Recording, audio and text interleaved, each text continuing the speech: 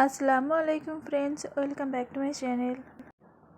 তো আজ আমি বানাবো সুজির ভাপা পিঠা খুবই সহজভাবে, আর খেতে ভীষণ মজা হয় ছোট থেকে বড় সকলের জন্যই। তো চলুন দেখে নিই আজ আমি কিভাবে সুজির ভাপা পিঠা তৈরি করে দেখাচ্ছি। তো এই রেসিপিটা একেবারে নতুন, আপনারা দেখলেই বানিয়ে নিতে পারবেন কোনো ঝামেলা ছাড়াই। দেখতে যতটা সুন্দর, খেতেও ভীষণ সুন্দর হয়েছিল।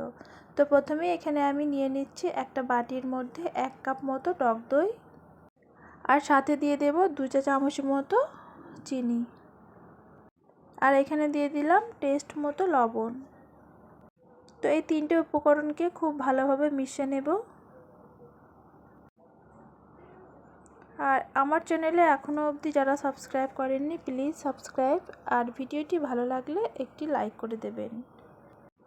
আর যারা এখনও অবধি আমার সাথে আছেন তাদেরকে জানাই অসংখ্য ধন্যবাদ। আর এখানে আমি দিয়ে দিলাম 1.5 কাপ মতো সুজি, আপনারা চাইলে কম বেশি করে নিতে পারেন। তো সুজিটা দেবার পরে খুব ভালোভাবে মিশিয়ে নেব। সুজিটাকে যত ভালো করে মেশানো হবে ততই সুন্দর দেখবেন পিঠাগুলো তৈরি হবে, আর ততটাই ফুলবে। তো এখানে আমি দেখুন টক দইয়ের সাথে ভালো করে মেখে নিচ্ছি, আর টক দইয়ের গ্লাসের মধ্যে একটুখানি পানি দিয়ে মেখে নিলাম। তো এটাকে আমি রেখে দেব সাইডে 10 থেকে 15 মিনিট মতো। তো তারপরে এখানে দেখুন আমি নারকেলের পুর তৈরি করে নেব। তো এখানে আমি নারকেল দিয়ে দিলাম, আর সাথে দিয়ে দিচ্ছি 2টো এলাইচি ফ্লেভারের জন্য। তো নারকেলের পুরটা আমি তৈরি করব, এটা গুড় দিয়ে, আপনারা চাইলে চিনি দিয়েও করতে পারেন, তবে গুড় দিয়ে করলে দেখতে সুন্দর লাগবে আর খেতেও ভীষণ মজা হবে। আর চিনি দিয়েও করলে ঠিক সেমই হবে, তবে চিনি দিয়ে করলে একটু সাদা সাদা ভাব থাকবে, আর গুড় দিয়ে করলে কালারটা সুন্দর একটা দেখাবে।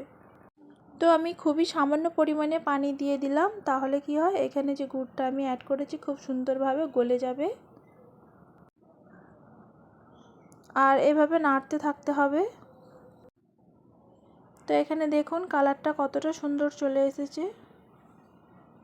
তো পিঠে তো আমরা অনেকভাবেই অনেক রকমভাবে খেয়েছি, তো এভাবে একবার হলেও বানিয়ে নিতে পারেন। একেবারে নতুন ধরনের একটি পিঠা আপনাদের সাথে শেয়ার করলাম, আপনারা চাইলে এটা একবার হলেও ট্রাই করতে পারেন। তো এখানে দেখুন নারকেলের পুরটা তৈরি হয়ে গেছে, তারপরে ফিরে আসলাম। তো এখানে সুজিটা খুব সুন্দরভাবে সেট হয়ে গেছে, আর খুব সুন্দরভাবে দেখুন ফুলে গেছে। তো সুজিটাকে যত ভালো করে মিশাবেন ততই কিন্তু সুন্দরভাবে ফুলে উঠবে আর সফট হবে।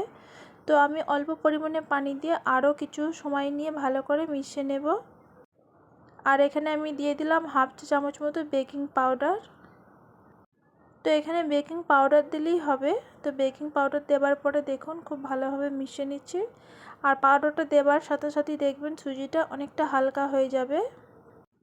আর দেখেন এর ঘনত্বটা ঠিক এভাবে আমি রেখেছি। তো এখানে আমি একটা গ্লাস নিয়ে এবার সুজির মিশ্রণটি ঢেলে নিচ্ছি, আর গ্লাসের মধ্যে চাইলে হালকা তেল মাখিয়ে নেবেন, তাহলে কি হয়, এতে করে সুজির ভাপা কেকটা খুব সুন্দর দেখবেন ছেড়ে যাবে। তো এখানে আমি দেখুন 2টো গ্লাসের মধ্যে ঢেলে নিয়েছি। তো এবার আমি এখানে দেখুন নারকেলের একটা পুর তৈরি করে নেব লম্বা আকার করে। তো একটু লম্বা করে নেব। তো এখানে দেখুন আমি নারকেলের পুরটা ঠিক লম্বা মতো করে এই গ্লাসের মাঝখানে বারবার দিয়ে দিলাম, আর গ্লাস ভর্তি করে দেবেন না, তাহলে ফুলে এটা অনেকটা বেড়ে যাবে। তো নারকেলের পুরটা দেওয়ার সাথে সাথে দেখুন কতটা বেশি হয়ে গিয়েছে।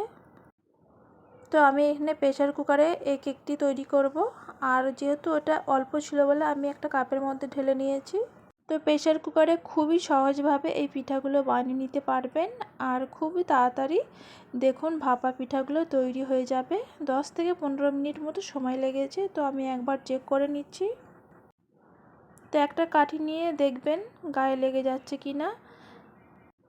তো এখানে দেখুন গ্লাসের কেকটা একটুও কিন্তু গায়ে লেগে যায়নি, আর কতটা ফুলে উঠেছে দেখেই বুঝতে পারছেন। তো ঠান্ডা হয়ে গিয়েছে। তো আমি একটা প্লেটের মধ্যে তুলে নিয়েছি। তো আর একটু আমি ঠান্ডা করে নেব, গরম অবস্থায় একদম ছাড়াতে যাবেন না, তাহলে ভেঙে যেতে পারে। আর দেখতেই কতটা সুন্দর হয়েছে। তো একটা আমি চাকুর সাহায্যে হালকা হালকাভাবে 4-5টা ছাড়িয়ে নিচ্ছি।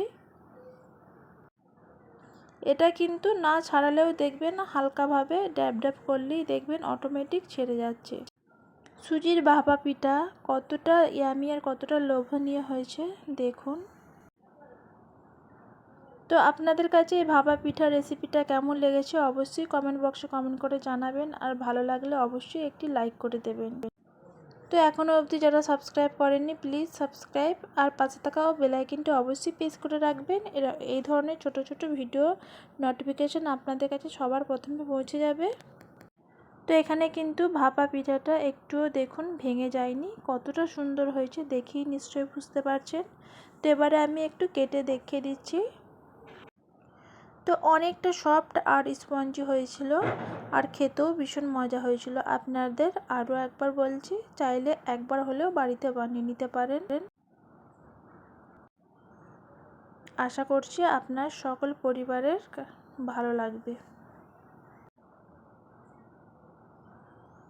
তো ভিডিওটিকে আর বেশি বড় করলাম না, আবারও অন্য কোনো রেসিপি নিয়ে চলে আসব। তো এখানেই শেষ করলাম। আল্লাহ হাফিজ।